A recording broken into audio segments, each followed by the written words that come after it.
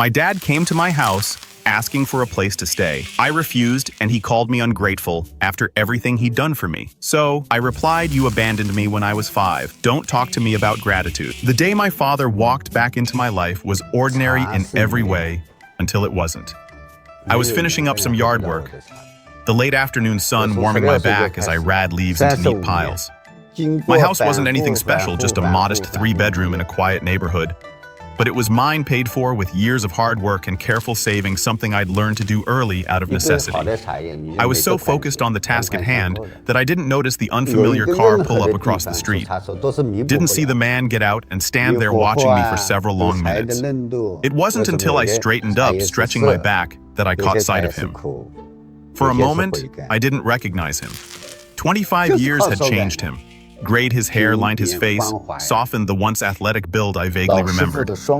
But then he smiled, and despite the decades between us, I knew immediately who he was. My father, the man who had walked out of our small apartment one Tuesday morning when I was 5 years old, promising to bring home ice cream after work, the man whose empty promises had left my mother working 3 jobs to keep a roof over our heads. The man whose absence had defined so much of my childhood.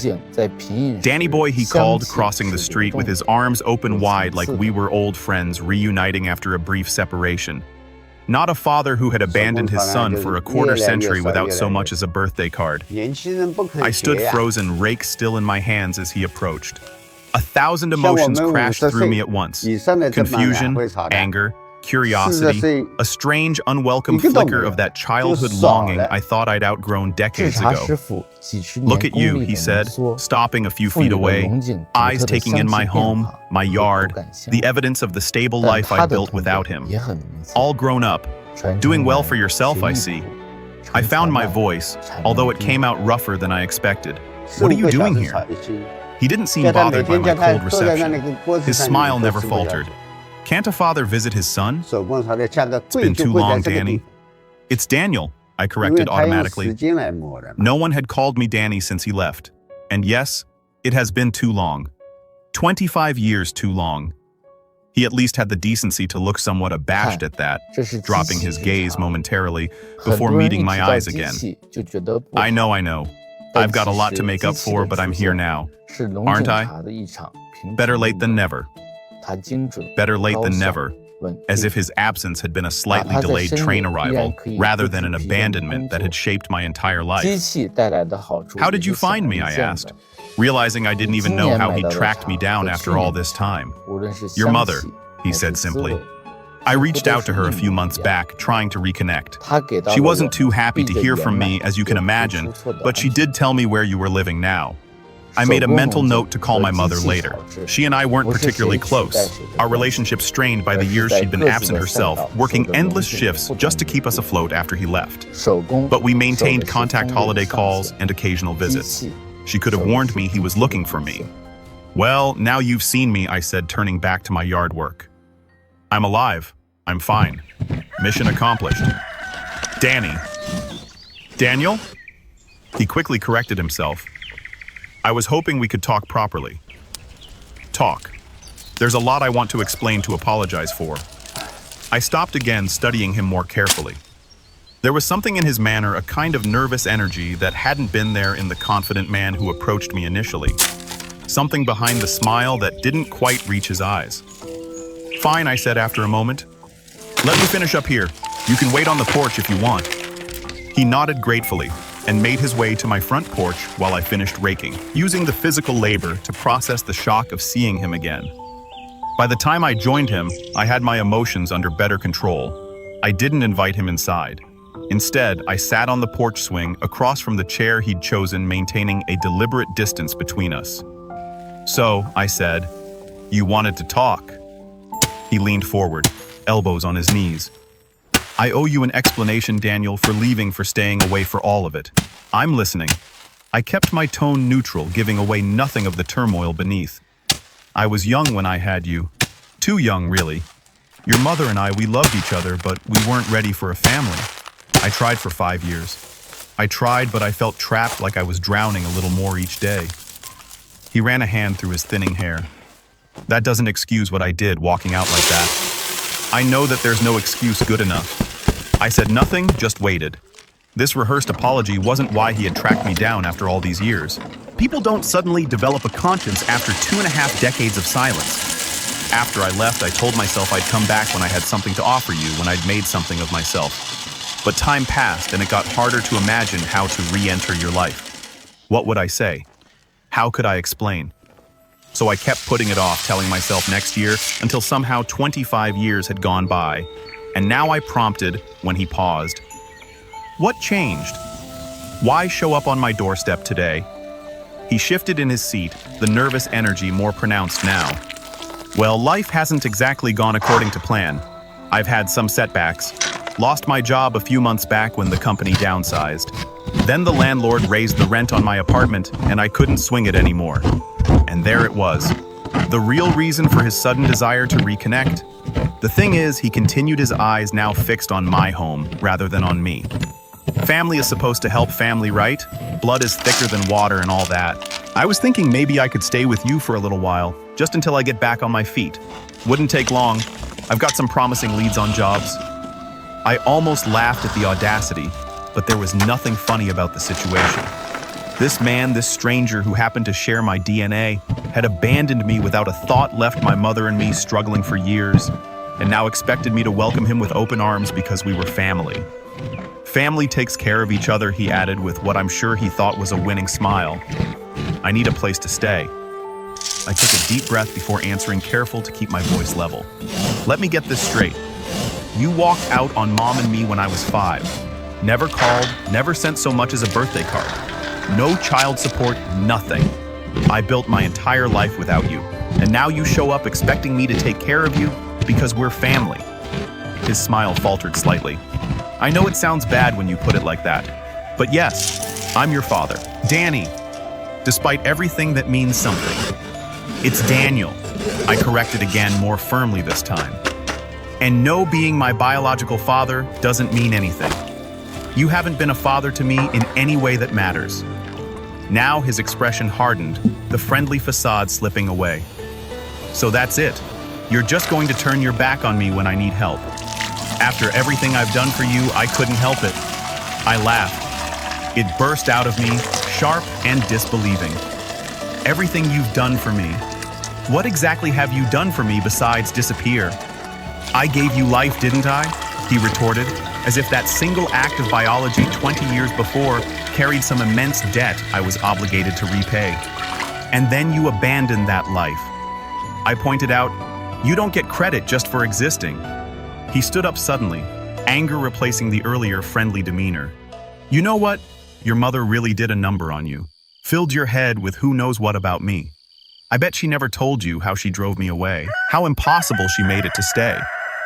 This attempt to shift blame onto my mother, who had worked herself to exhaustion year after year to give me a decent life, ignited something in me. I stood as well, no longer bothering to hide my anger. My mother didn't have to tell me anything. You told me everything I needed to know when you walked out and never looked back. When you missed every birthday, every Christmas, every milestone. When you never once asked yourself how your son was doing growing up without a father. You have no idea what I asked myself, he snapped. You have no idea what I went through, and whose fault is that? I shot back. You could have been part of my life. You chose not to be. We stood there facing each other, two strangers connected by blood but nothing else. In his eyes, I could see the entitlement, the genuine belief that I owed him something despite his complete absence from my life. So that's it, he finally said. You're not going to help me, your own father. I took another deep breath, working to regain my composure. I'm not going to let you stay here. No, but I'm not completely heartless. I can give you some money for a motel for a few nights, maybe help you find some resources for people in your situation. His face contorted with disgust. Charity. You're offering me charity. I'm offering you more than you ever gave me, I replied evenly. You ungrateful little, he began but stopped himself, visibly struggling to control his temper. Then he tried a different approach, his voice softening. Daniel, please. I'm your father. I know I messed up. I know I wasn't there for you, but I want to make it right. Give me a chance to be in your life now. For a brief moment, I could see the desperate man behind the manipulation. Part of me even felt a flicker of pity. But I'd learned long ago to trust actions over words, and his actions over 25 years spoke volumes. "If you really wanted to make things right," I said quietly, "you wouldn't have started by asking for a place to stay. You would have started by truly apologizing, by showing genuine remorse, by trying to understand what your absence did to Mom and me. You would have wanted to know me as a person, not as a potential solution to your housing problem." He stared at me, and I could see the moment he realized his approach wasn't going to work. His expression hardened again. "Fine, keep your precious house to yourself. I'll figure something out on my own like I always have." "Like we always had to," I corrected. After you left, he turned and stormed down the porch steps without another word. I watched as he got into his car and drove away, wondering if this would be the last time I ever saw him, or if he would try again with a different angle once the initial rejection wore off. I stood there long after his car disappeared from view, feeling strangely hollow. The confrontation I'd imagined countless times throughout my childhood and teenage years had finally happened, but it brought none of the closure I might have hoped for. Instead, I was left with more questions than answers, and a lingering sense of disappointment that the man who had helped create me could be so fundamentally selfish. That night I called my mother. "He found you," she said simply when I told her about my father's visit. It wasn't a question. "You could have warned me he was looking," I replied, trying to keep the accusation out of my voice. She sighed. "I didn't think he'd actually do it. He called me out of the blue a few months ago asking about you. I told him you were doing well without him. I hoped that would be the end of it. Well, it wasn't.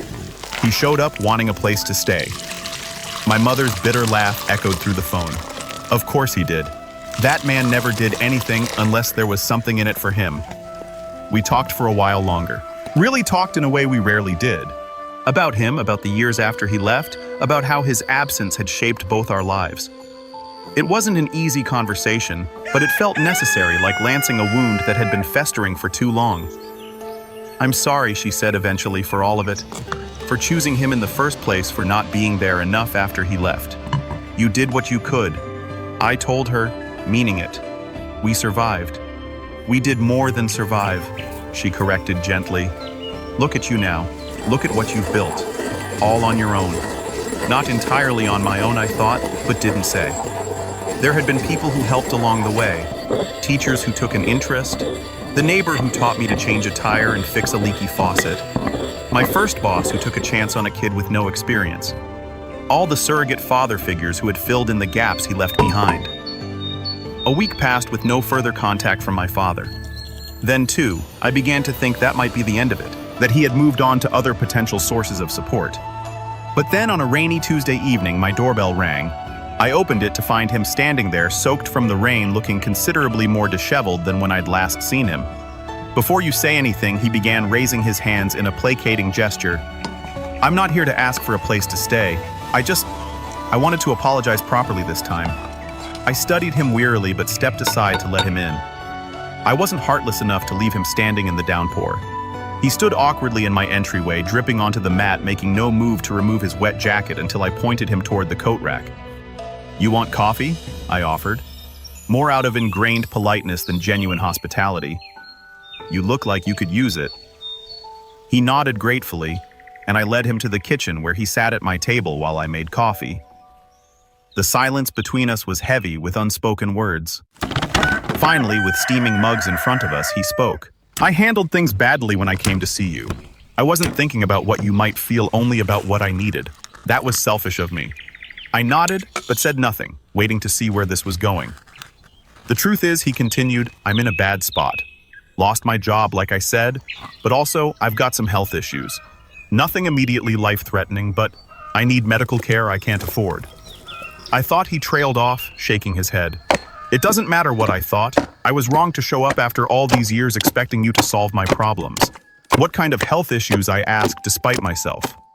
"Heart condition," he said. "Need some procedures, medications, the works, but no insurance, not anymore. And as it turns out, hospitals don't accept I'm someone's father as payment." He attempted a weak smile at his own joke. I sipped my coffee, considering him. It was hard to separate truth from manipulation with a man I didn't really know, despite our shared DNA. Was this another angle, a more sophisticated attempt to play on my sympathies? Or was he genuinely ill and apologetic? I'm not asking you for anything, he hurried to add. Not money, not a place to stay. I wanted to say, I'm sorry for everything. For leaving, for missing your whole childhood, for showing up like I did, and expecting you to welcome me with open arms. He looked down at his coffee, both hands wrapped around the mug, like he was absorbing its warmth. I've made a lot of mistakes in my life, Daniel. Walking out on you and your mother was the biggest. I can't change that. I can't go back and be the father you deserved. But I want you to know, I regret it. Every day, I regret it. I let his words hang in the air between us, trying to gauge their sincerity. There seemed to be genuine remorse there, but 25 years of absence couldn't be erased with a single apology, no matter how heartfelt. Where are you staying? I asked eventually. Motel for now, he replied. Week to week. Won't be able to swing next week's payment though, so I'll probably be looking at shelters after that. I nodded slowly. And what's your plan? I mean? He shrugged, the gesture conveying a lifetime of poor decisions and lack of foresight. Haven't figured that out yet. Try to find work, I guess. Something that doesn't require too much physical exertion with the heart and all. We talked a while longer. He told me about the years after he left, his failed attempts at building a better life, the series of jobs and relationships that never quite worked out. I shared a little about my own life, carefully edited versions of my childhood, and the path that had led me to where I was now. It wasn't a reconciliation, not even close, but it was something, a fragile bridge across the chasm of years between us. When he made to leave, I surprised myself by saying, I know of a place, transitional housing for men in difficult situations. They help with job placement, medical referrals, that sort of thing. I could make a call, see if they have space. The relief on his face was instant and genuine. That would be a huge help. Thank you. I nodded. I'll let you know what they say. As he turned to go, he hesitated, then asked, Do you think maybe we could talk again sometime? I'd like to get to know you if you're willing. I didn't answer immediately, weighing the potential for disappointment against the possibility, however slim, of some kind of healing. Let's take it one step at a time, I finally said. No promises, but I'm not saying no. He accepted this with a nod, seeming to understand it was the most I could offer right now. After he left, I sat at my kitchen table for a long time, thinking about fathers and sons, about the legacies we inherit and the ones we choose for ourselves, about forgiveness and its limits. I did make that call to the transitional housing program. They had space, and my father moved in a few days later. I visited once, making sure he was settled and connected with their medical services coordinator. It wasn't much, but it was something I could do without compromising my own boundaries. We've spoken a few times since then, brief conversations that carefully navigate the vast territory of our shared history. I'm not sure what will come of this tentative reconnection. Maybe nothing, maybe something small but meaningful. What I am sure of is this: I don't owe him a relationship because of biology. Whatever connection we build, if any, will be on my terms, built on mutual respect, rather than obligation or guilt. He may have given me life, but I created my own path through it, and I won't let him or anyone else make me feel ungrateful for protecting what I've built. The 5-year-old boy who waited for his father to come home with promised ice cream has long since grown into a man who understands that some promises aren't meant to be kept. Some absences can't be filled. Some relationships can't be repaired. But that doesn't mean we're broken. It just means we've learned to stand strong on our own. If there's one thing I've learned through all of this, it's that family isn't defined by blood. It's defined by who shows up, who stays, who makes the choice to be there through all of life's moments, big and small. My father may have helped create me, but he never chose to be my family. That distinction matters more than any shared DNA ever could. So was I wrong to initially turn him away, to set boundaries with the man who gave me half my genetic makeup, but none of the guidance, support, or love that a father should provide? I don't think so. Self-respect isn't the same as ingratitude, and protecting yourself isn't the same as cruelty. Sometimes the most meaningful act of compassion is allowing people to face the consequences of their own choices. And sometimes the most powerful form of forgiveness doesn't look like throwing open the doors to your home, but rather opening a small window to possibility with clear boundaries and eyes wide open. I don't know what the future holds for my father and me, but I do know that whatever happens, I'll face it, as I've faced everything else in my life since he walked out that door 25 years ago on my own terms with the strength he never knew I had.